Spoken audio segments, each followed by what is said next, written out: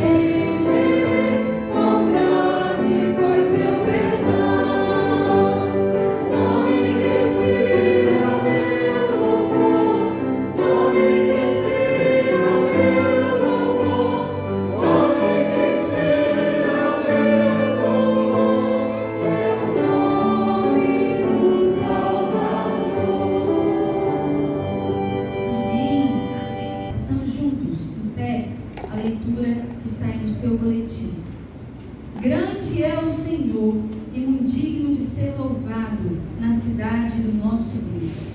Como o teu nome, ó Deus, assim o teu louvor se estende até aos confins da terra. Engrandecei o Senhor comigo e todos, a uma lhe exaltemos o nome. Bendirei o Senhor em todo o tempo, o seu louvor estará sempre nos meus lábios. Porque grande é o Senhor e muito digno de ser louvado, mais temível do que falsos deuses. Cantemos. Palavras dos meus lábios e o meditado coração.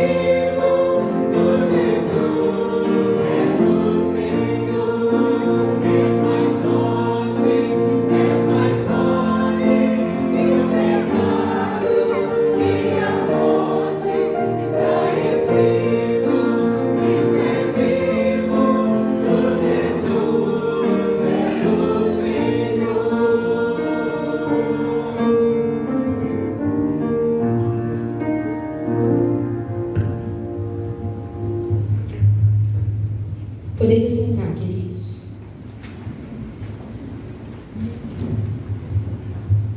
Nesse momento, nós teremos o privilégio e a oportunidade de trazer ao gasofilácio os dízimos e ofertas que são do Senhor.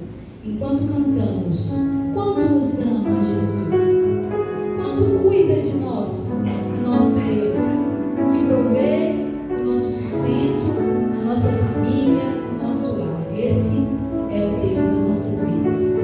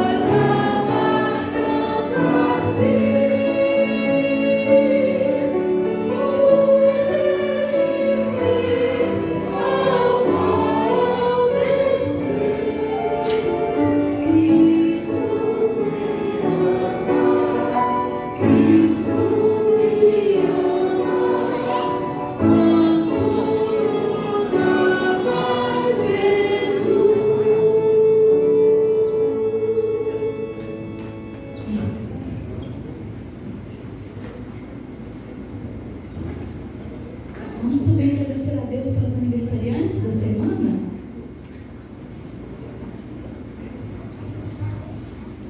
Dia 11 do 2.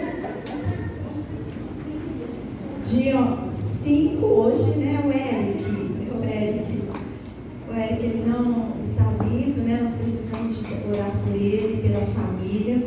Dia 11 é o diácono Jadir Elon Braga. Eu sei que muitos têm muitas lembranças dele. Ele está numa casa de repouso e a gente deve orar por ele, né? Que ele foi uma pessoa muito dinâmica no nosso meio, né? Desde a primeira igreja. É um servo do Senhor e que Deus abençoe a vida deles. Então vamos orar nesse momento. Eu vou convidar o irmão Tiago Josué para orar nesse momento, agradecendo a Deus, né, pela vida desses aniversariantes de hoje, o Eric, e sábado o seu Jadir Elon, Diácono Jadir Elon, e pelos dízimos e ofertas que foram entregues ao Senhor nesse momento. Foi digno de ser louvado. Nós te agradecemos por estar na tua casa. Te agradecemos, Senhor Deus, porque tem sido a nossa força, nosso alicerce, Senhor Deus. Ó Senhor, muito obrigado. Muito obrigado também pelos aniversariantes da igreja, o Eric e o Jadir. Que o Senhor esteja com eles aonde eles estiverem. E te agradecemos, Senhor, pelas ofertas, pelos dízimos colocados para o teu lado. Ó Senhor, muito obrigado, porque muitos de nós podemos fazer isso, Senhor Deus, em gratidão a Ti pelo que o Senhor tem nos dado. Muito obrigado, Senhor Deus, porque Tu tens nos conservado com saúde, firmes e batalhando, Senhor Deus, no Teu reino para o crescimento dele. Orienta-nos, Senhor, seja com o pastor a mensagem que irá pregar agora, em nome de Jesus.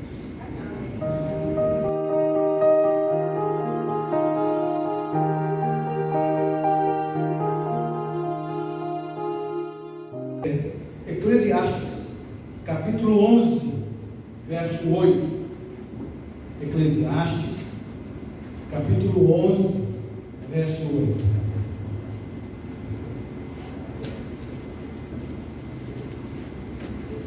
Sempre quando eu abro a Bíblia no livro de Eclesiastes, eu me lembro do meu tempo de seminarista, e a gente tinha que fazer um trabalho de evangelismo, e era bem novinho, estava iniciando ali, e fui fazer um trabalho de evangelismo. Cheguei na casa de uma pessoa que tinha uma Bíblia, e ela disse: não, eu quero estudar na minha Bíblia, pode ser? Eu falei: pode, não tem problema nenhum, pode ser. E aí eu citei um texto no livro de Eclesiastes, e ela procurou no livro de Eclesiásticos, que a Bíblia dela tinha uma Bíblia de Eclesiásticos, e eu me perdi muito ali. Eu falei: não, mas na minha Bíblia, não, a sua Bíblia é outra, a minha é uma, sua é outra. Mas graças a Deus, antes de terminar aquela visita, eu percebi que o livro era outro, porque existe na Bíblia romana o livro de Eclesiastes. Meus amados irmãos, diz assim o texto das Sagradas Escrituras: ainda que o homem viva muitos anos, regozije-se em todos eles, contudo, deve lembrar-se de que há dias de trevas, porque serão muitos. Tudo quanto sucede é vaidade. Bondoso Deus, coisa boa, Senhor, é fazer parte do teu povo, alcançarmos graça e salvação no teu precioso nome. Nós te rendemos toda a honra, toda a glória, todo o louvor. Te agradecemos, ó Deus, pela alegria que nesta manhã de domingo nos reunimos na tua casa. Agora, Jesus, mais uma vez e outra vez, usa o teu filho como servo nas tuas mãos, na proclamação do teu nome, no anunciar da tua graça, e que a tua palavra encontre lugar nos nossos corações e produza em nós frutos de valor eterno. Amém. Eu quero conversar com os irmãos nesta manhã sobre a última palavra de Jesus na cruz. Esse texto que nós acabamos de ler, ele é emblemático. E eu vou tentar com muito cuidado trabalhar esse texto. Observe, ainda que o homem, e o homem aqui pode ser traduzido facilmente por humanidade. Então assim, ainda que a humanidade viva muitos anos, ainda que eu e você, a gente consiga viver 800 anos, 900 anos, 500 anos, 300 anos como Enoque. E todos estes dias, diz o texto sagrado, sejam dias de festa, de alegria e de contentamento. Olha para você ver. Ainda que isso fosse possível, diz o texto, você não deve se esquecer. Olha. Do que é que eu não devo me esquecer? O texto está dizendo que há dias de trevas. Mas o texto sagrado não está a dizer dos dias de dificuldades, porque seria um contrassenso. É isso que eu quero chamar a atenção dos irmãos. Se em primeiro momento ele está dizendo para mim que se eu viver muitos anos, e em todos estes anos eu só tiver alegria e contentamento, ainda assim eu devo me lembrar que há dias de trevas. E aí eu procurei entender e descobri que na palavra de Deus, em alguns textos sagrados, a ideia de trevas se nos faz pensar na morte. Porque a visão de morte daquele que não tem esperança em Deus é uma visão de dor, de sofrimento, de angústia. E é na visão deste que o texto está a colocar a situação. Então o texto é assim: olha aqui, se você viver muitos anos, e em todos os teus anos de vida, aqui na terra, você desfrutar do bom e do melhor, e não tiver descontentamento, só tiver alegria e paz, ainda assim, e apesar disso, você deve se lembrar, não pode se esquecer, que virá dias de eternidade. E o que o texto está me dizendo ainda mais? Olha mais. Porque serão muitos. Preste atenção aqui, meus irmãos. Quantos anos eu viver aqui na terra? 100, 200, 300, 400 anos. É nada em relação a eternidade. O que o texto bíblico está então me chamando a atenção é de que muito mais importante é como eu vou viver do depois daqui. Porque sendo os dias aqui dias de dor ou de alegria, eles são o quê? Poucos. É isso que o texto está dizendo. Eles terminam. E terminando o meu tempo aqui, eu entro num tempo de eternidade infinita. E aí? Como é que vai ser a minha realidade de vida depois deste tempo aqui, que nós tanto prezamos e gostamos? O livro de Salmos 88, verso 12, diz assim: acaso são conhecidas as tuas maravilhas na região das trevas, e os teus feitos de justiça na terra do esquecimento?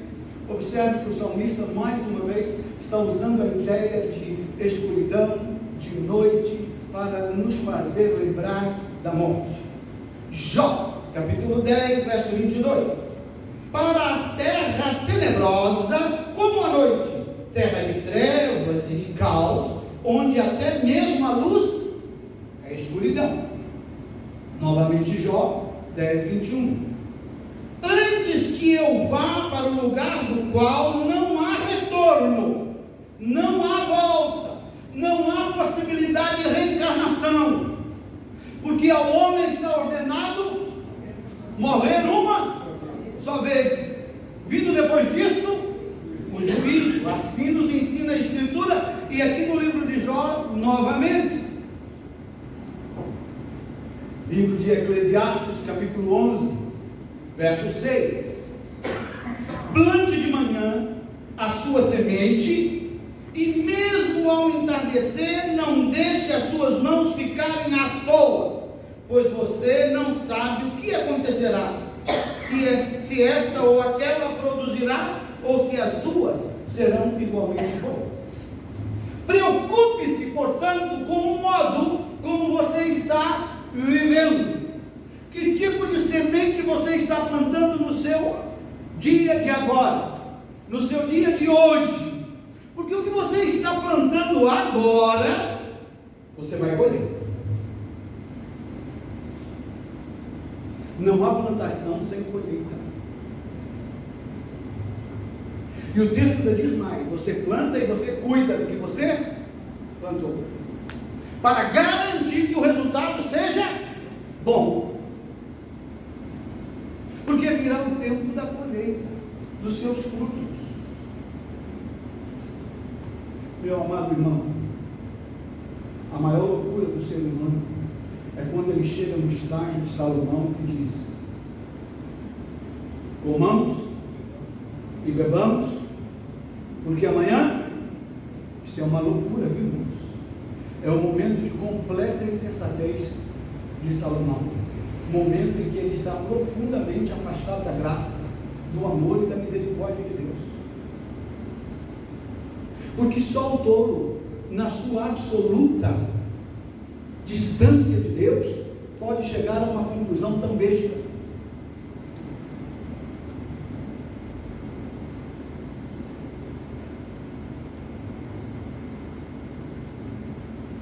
Meu querido irmão, minha amada irmã, amada Igreja Batista das Alterosas, leve a sério a palavra de Deus que diz: trabalhe enquanto é, porque a noite vem quando ninguém mais pode trabalhar. Os irmãos sabem que esse texto está falando do tempo da nossa saída desta vida terrena para a nossa vida eterna.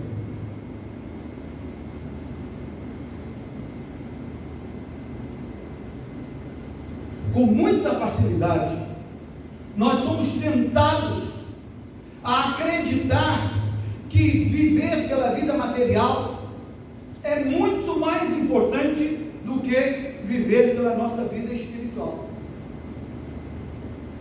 Mas tudo quanto você faz para esta vida, aqui fica e aqui se desfaz. O texto em Eclesiastes está me chamando a atenção de que há obras pelas quais eu terei que responder, e é por isso que o Senhor Jesus vai me ensinar: trabalhai e se esforçai para juntar tesouro aonde? No céu, onde nem a traça, nem a ferrugem consome. Porque os meus dias lá, os irmãos estão entendendo essa reflexão? Que os meus dias lá serão muito maiores do que os meus dias aqui. É um negócio muito sério, não é não? É um negócio muito profundo para a gente levar a bancarrota como se não fosse importante.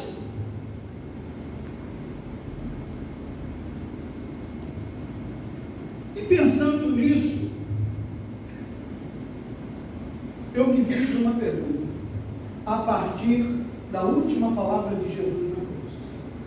Eu tenho um estudo que fala das 7 palavras de Jesus na cruz. E eu quero, com o tempo, colocar essas palavras aqui para os irmãos. Deus vai me dar tempo para isso. Mas a última palavra de Jesus é a 7ª. A última dele na cruz do Calvário. E eu falei, olha, essa é a última palavra de Jesus, quando ele está pronto para deixar a vida terrena. E eu fui procurar na história frases, falas de pessoas importantes que ficaram registradas como suas últimas palavras. E eu perguntei a mim mesmo, e é a pergunta que eu quero fazer para esta igreja hoje: qual será a sua última palavra? Olha aqui, eu citei algumas, eu enumerei algumas aqui que eu quero trazer para os irmãos. Bob Marley, os irmãos alguns aqui conhecem, foi um grande músico contemporâneo, chamado o rei do reggae. Portanto, ganhou muito dinheiro. Foi infelizmente acometido de um câncer, não resistiu. E no seu leito final, antes de partir, ele disse: dinheiro não pode comprar a vida. Dinheiro não pode comprar a vida.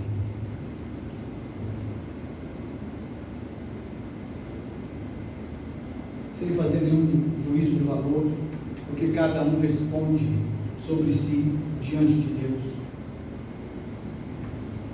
Mas essa expressão revela para mim algo muito significativo. É que infelizmente esse grande cantor, esse grande músico, só reconheceu a vida como dádiva no seu último segundo, quando ele percebeu que tudo que ele fez, todo o dinheiro que ele conquistou, toda a fama que ele adquiriu, não eram capazes de sustentar mais um minuto de vida. Entendeu? Às vezes nós somos tentados a acreditar, irmãos, que o que temos pode nos assegurar um pouco mais. Mas não pode. Dádiva, os irmãos sabem, significa presente.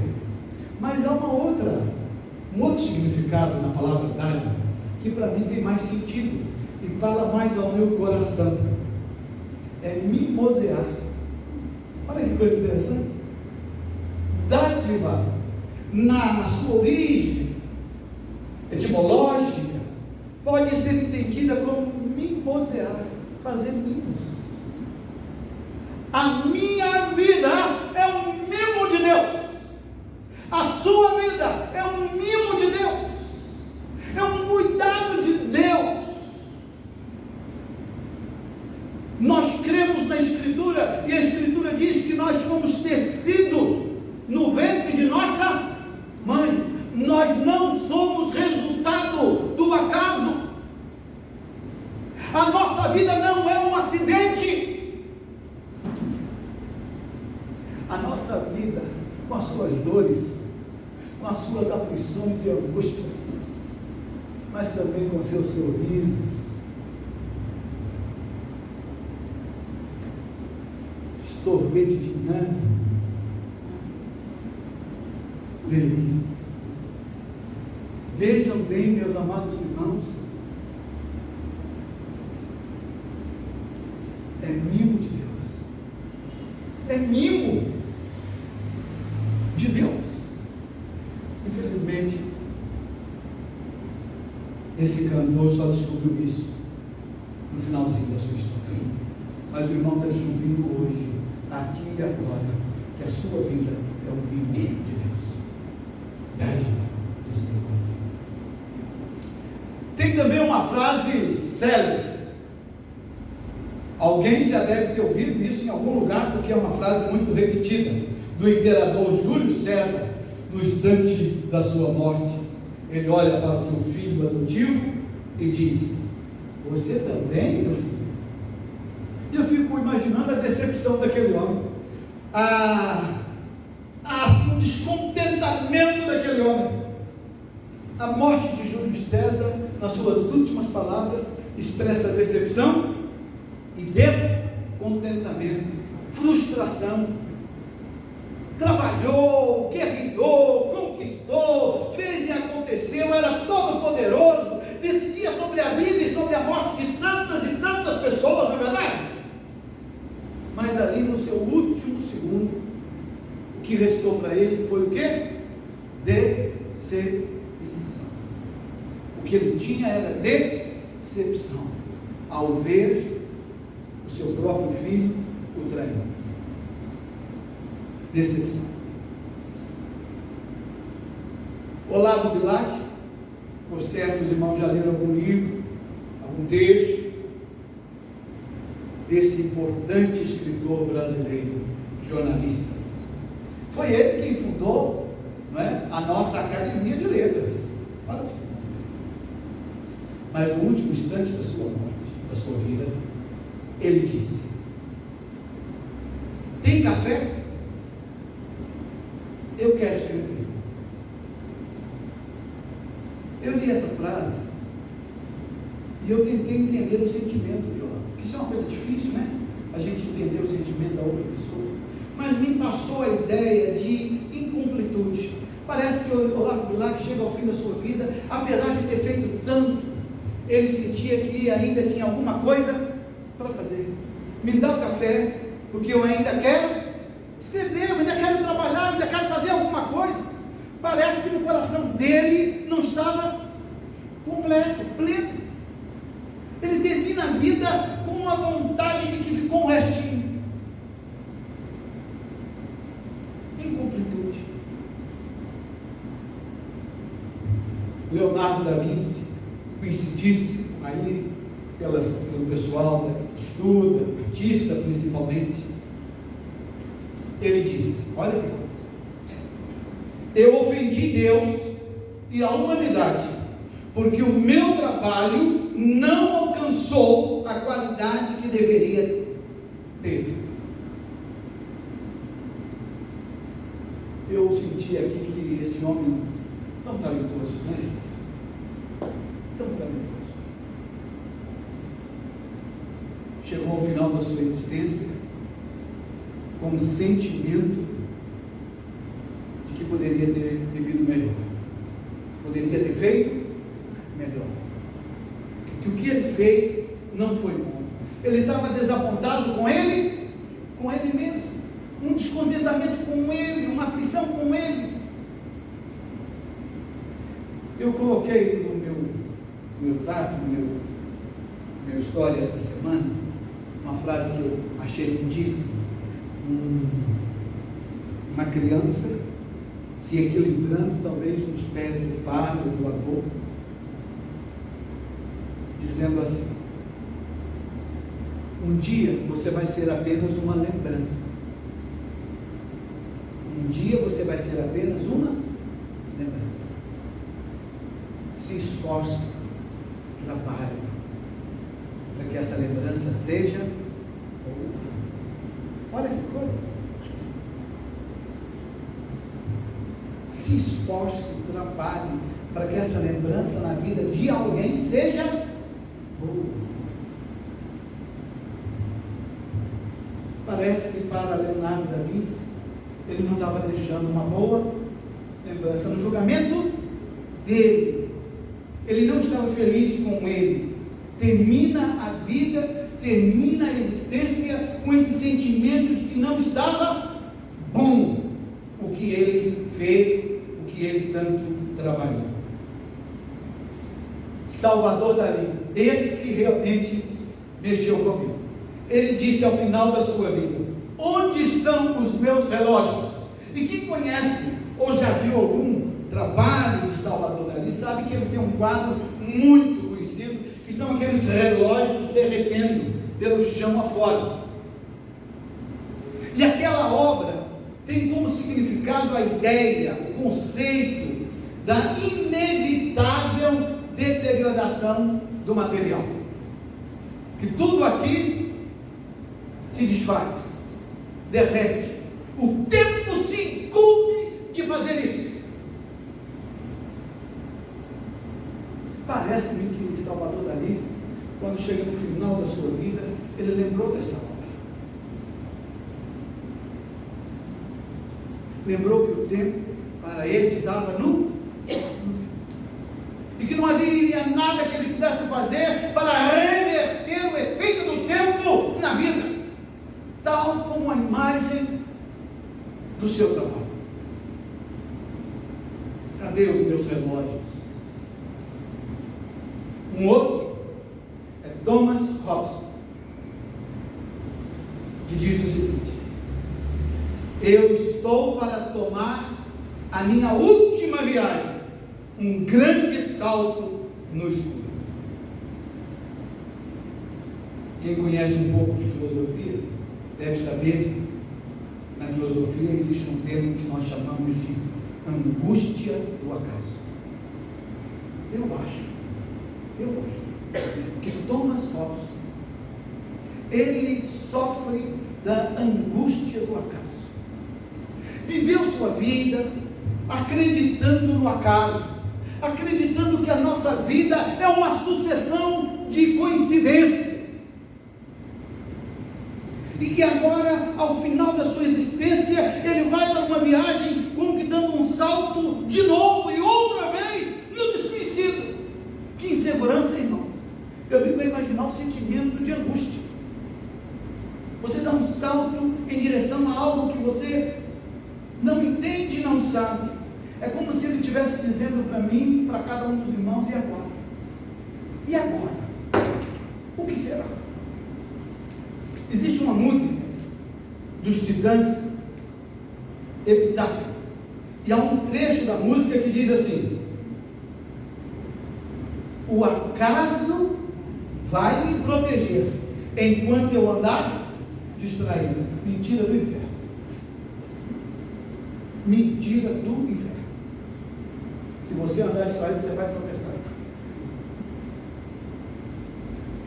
O acaso não cuida de nós. O acaso não tem força sobre a nossa caminhada. Quem acredita nas Escrituras sabe que o mundo tem ordem, leis e causalidade.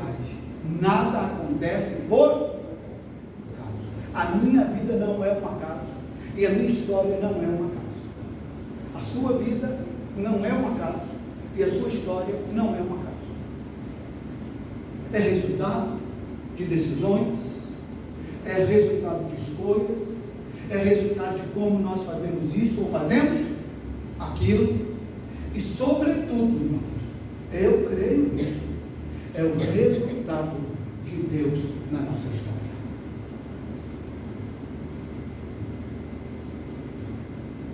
É o resultado de Deus na nossa história.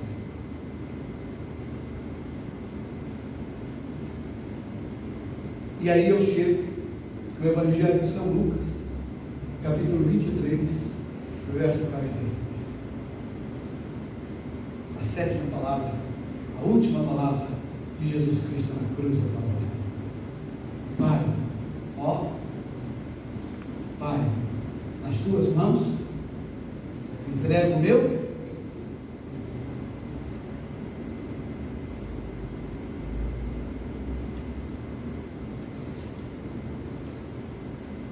Ao dizer isso, Senhor Jesus, meu Salvador, seu Salvador, nosso Salvador, estava absolutamente tranquilo.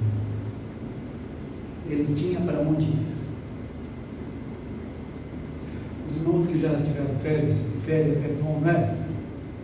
Silvana estava de férias esses dias, eu vi as fotos. É bom, né, Silvana? É bom sair do ambiente, é bom, mas irmãos, não é verdade também que é maravilhoso quando as férias terminam e você tem para onde voltar? Hein? E você sabe que tem gente te esperando? Fala sério, é bom. Você já imaginou você terminar as férias e não ter para onde voltar? Não tem ninguém te esperando? Pois deixa eu dizer para os irmãos, o sentimento que me passa nas palavras de Jesus é como ele estivesse dizendo: terminou, estou voltando para casa, e meu Pai está em isso. Que coisa extraordinária, que coisa maravilhosa. Parece, meus amados irmãos, que Jesus está me ensinando o seguinte: nossa vida inteira é um caminho de volta. Olha, a nossa vida inteira é um caminho de volta. É como se nós tivéssemos saído dele para passar um tempo aqui, e nesse tempo todo nós estamos caminhando para voltar para ele. Pai, nas tuas mãos te entrego o meu espírito. Ele não reclamou, ele não criou caso, ele não deu nenhuma expressão de lamento, de descontentamento, de incompletude, de incerteza, mas como que alguém tranquilo, ele diz: Pai. Olha, irmãos, eu não sei os irmãos, mas quando nós oramos a oração do Pai Nosso, algo especial ali é a alegria que nós temos, que Deus nos deu, de a gente poder chamá-lo de Pai.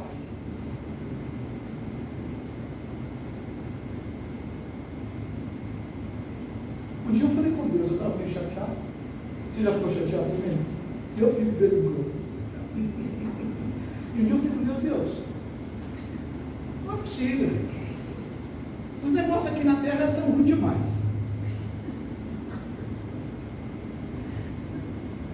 E eu estou aqui nesse aperto que eu não sei como é que eu vou nem para lá, nem para cá, nem para lá, não sei.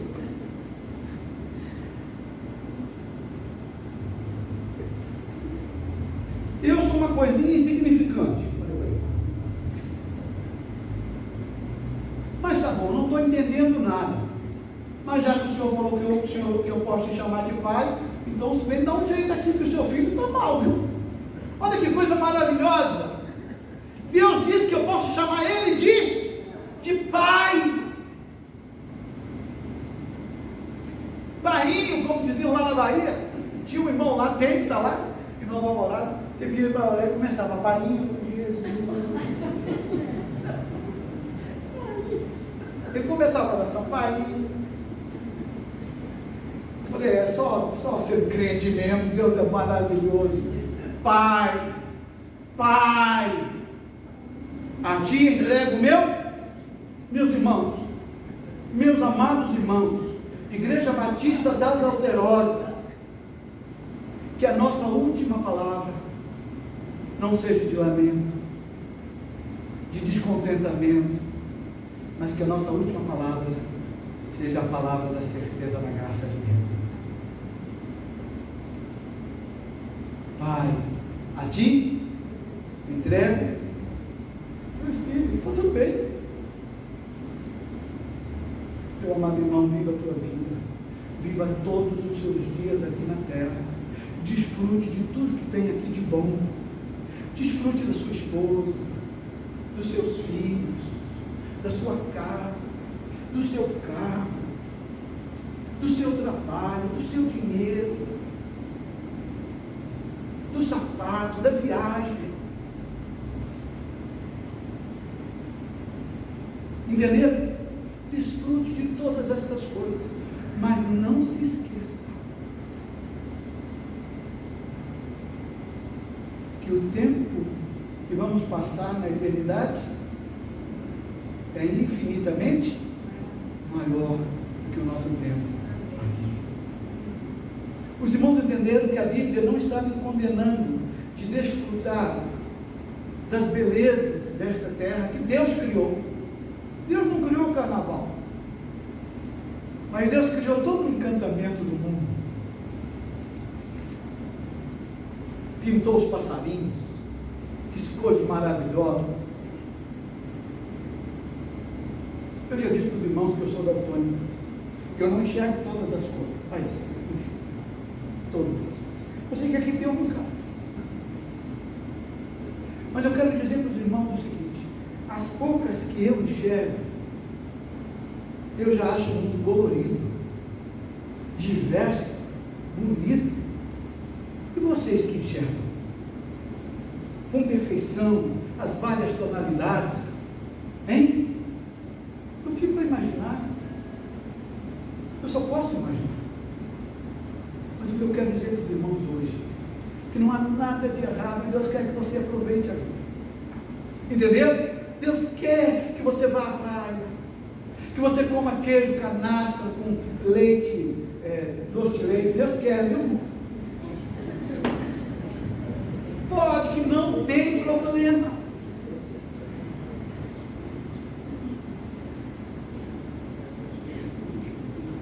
Mas Deus, irmãos, não quer que você se esqueça que Satanás tire do seu coração a lembrança de que estes dias vão ter. Então que você viva tudo isso, irmãos, com uma vida íntegra diante do Senhor. Íntegra. Evite atritos desnecessários. Evite problemas desnecessários. Se alguém te pedir para andar uma milha, ande 2.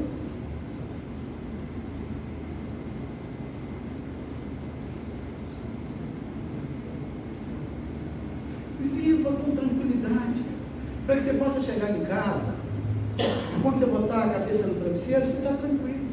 Diz a Bíblia que o crente chega em casa, põe a cabeça no travesseiro e logo dorme.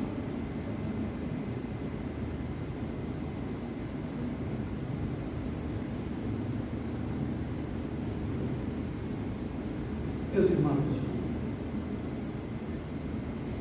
cuide da sua vida espiritual, cuide da sua alma também, porque os dias aqui são poucos. Por mais que você viva, os dias aqui são poucos. É isso que a Bíblia está dizendo.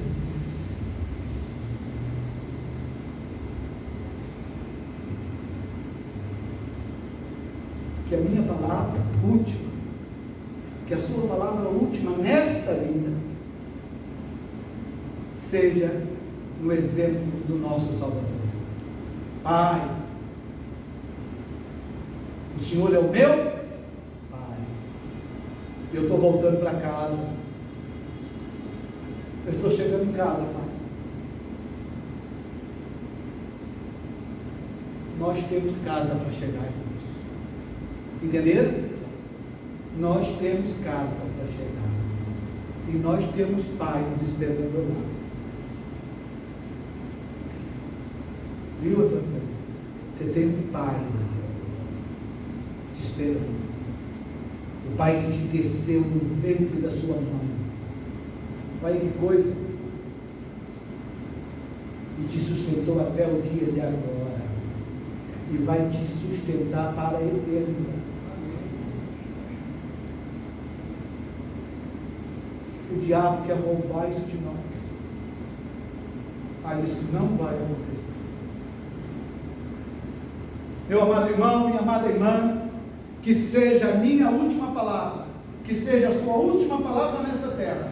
Nenhuma palavra de descontentamento, de incerteza, mas que seja uma palavra de esperança na casa do Pai.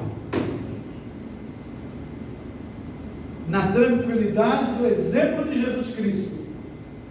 Pai, a Ti eu entrego o meu. Vamos falar juntos esta frase? Para a gente colocá-la dentro do nosso coração e colocá-la dentro da nossa vida. Vamos juntos? Pai, a Ti entrego o meu espírito. Glória a Deus. Vamos caminhar com Deus o ano de 2023, como Enoque andou até chegar lá. Ó Deus bom, Deus maravilhoso, obrigado pelo culto desta manhã. Obrigado pelas famílias e pelas vidas aqui representadas. Obrigado, Senhor, pelos cânticos, pelas orações. Obrigado, Senhor, pela leitura da Tua palavra. Obrigado, Senhor, por tudo quanto o Senhor tem feito no meio de nós. Obrigado, Senhor, pelo dom inefável da salvação. Dá-nos, ó Deus, a alegria de viver os nossos dias aqui na terra, desfrutando de tudo quanto o Senhor criou para o nosso bem, para a nossa alegria, Senhor. Nossa esposa, nossos filhos, nossa casa, nosso pai, nossa mãe, nosso salário, nosso pão, nosso café, nosso trabalho. Mas que em momento nenhum a gente esqueça que os dias aqui passam, só o Senhor permanece. Dá-nos, ó Deus, a tranquilidade de dizer, como falou Jesus: ó Pai, estou voltando para casa. Obrigado, Jesus, por esta manhã, por este dia e pela Tua igreja aqui reunida. Nós oramos em nome de Jesus. Amém. Que o amor de Deus, o Pai, a graça de nosso Senhor Jesus Cristo e as santas consolações do Espírito Santo estejam com todos nós, aqui e agora, e com toda a igreja de Jesus Cristo espalhada pela face da terra, hoje e eternamente. Amém.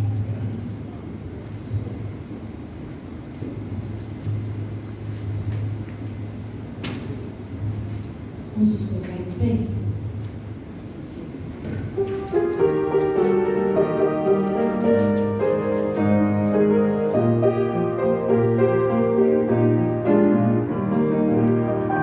Não somente para fazer o feito singular, ela espera agir com muito amor, mas as coisas mais humildes por executar, deveis fazer nós.